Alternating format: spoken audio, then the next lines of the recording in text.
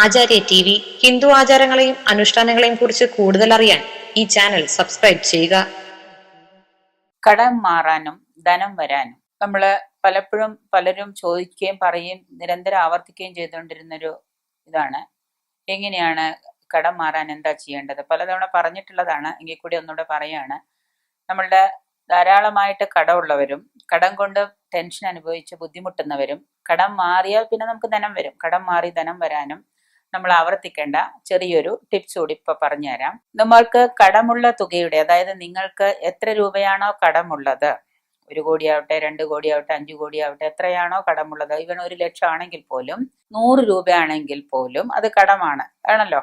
അപ്പോൾ കടമുള്ള തുകയുടെ ഒരംശം, ഇപ്പൊ നിങ്ങൾക്ക് തുക എത്രയാണോ കടമുള്ളത് നിങ്ങൾ മൊത്തത്തിൽ കൂട്ടാവും. ചിലവർ പറയും എനിക്ക് ബാങ്കിലെ ലോണാണ്, ചിലവർ പറയും പുറത്തുനിന്ന് വാങ്ങിച്ചതാണ്. എങ്ങനെ ആയിക്കോട്ടെ, കടം തന്നെയാണ്. അപ്പൊ ഈ കടമുള്ള തുകയുടെ ഒരംശം നിങ്ങൾ കാൽക്കുലേറ്റ് ചെയ്യാം. അത് അവനവന് കഴിയുന്നത്. ഇനി ഒരംശം, ഇപ്പൊ 10 കോടി രൂപ കടമുള്ളവന് അത്രയും ഒരംശം കൂട്ടുമ്പോൾ 10 ലക്ഷം ഉണ്ടെങ്കിൽ അത് മുഴുവൻ അവന് ചെയ്യാൻ പറ്റില്ല. അപ്പൊ എന്താണ് അവനവന് കഴിയുന്നത്?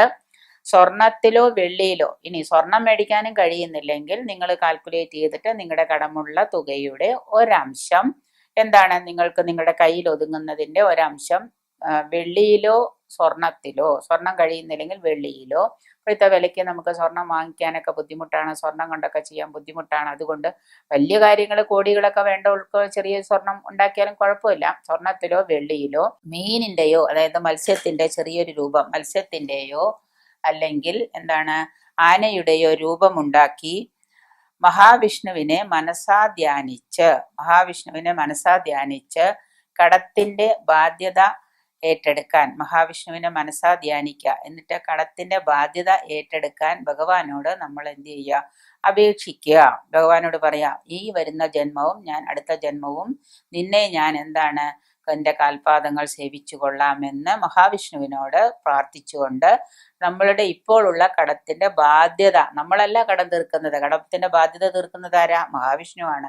അപ്പൊ അദ്ദേഹത്തിന് ഈ മീനിന്റെയോ അല്ലെങ്കിൽ ആനയുടെയോ വെള്ളിയുടെയോ സ്വർണത്തിന്റെയോ ചെറിയ രൂപമുണ്ടാക്കി അദ്ദേഹത്തിന്റെ കാൽപാദങ്ങളിൽ വെച്ചുകൊണ്ട് മനസ്സാ പറയാ, എൻ്റെ ഈ കടങ്ങളെല്ലാം നീ മനസ്സാ ബാധ്യതകളെല്ലാം ഏറ്റെടുക്കാൻ, ഞാൻ നിന്നെ ഈ ജന്മവും അടുത്ത ജന്മവും വരും ജന്മങ്ങളിലും ഞാൻ നിന്നെ സേവിച്ചു കൊള്ളാം, നിന്റെ പാതാരവിന്ദങ്ങളിൽ സമർപ്പിച്ചു കൊള്ളാമെന്ന് പറഞ്ഞുകൊണ്ട് അപേക്ഷിച്ചുകൊണ്ട് മഹാവിഷ്ണുവിന് ഇത് ദാനം ചെയ്യുക. മഹാവിഷ്ണുവിന്റെ അമ്പലത്തിൽ കൊണ്ടുപോയിട്ട് ആ നടക്കില് കൊണ്ടുപോയിട്ട് അദ്ദേഹത്തിന് ദാനം ചെയ്യുക. ഗുരുവായൂരോ മഹാവിഷ്ണു ക്ഷേത്രങ്ങളിലോ എവിടെയെങ്കിലും ദാനം ചെയ്യുക. ക്രമേണ നിങ്ങളുടെ കടങ്ങൾക്ക് ഒരു ശാശ്വത പരിഹാരവും ക്രമേണ നിങ്ങളുടെ കടങ്ങൾ കുറഞ്ഞു വരുന്നതുമായിട്ട് നമുക്ക് അനുഭവപ്പെടും.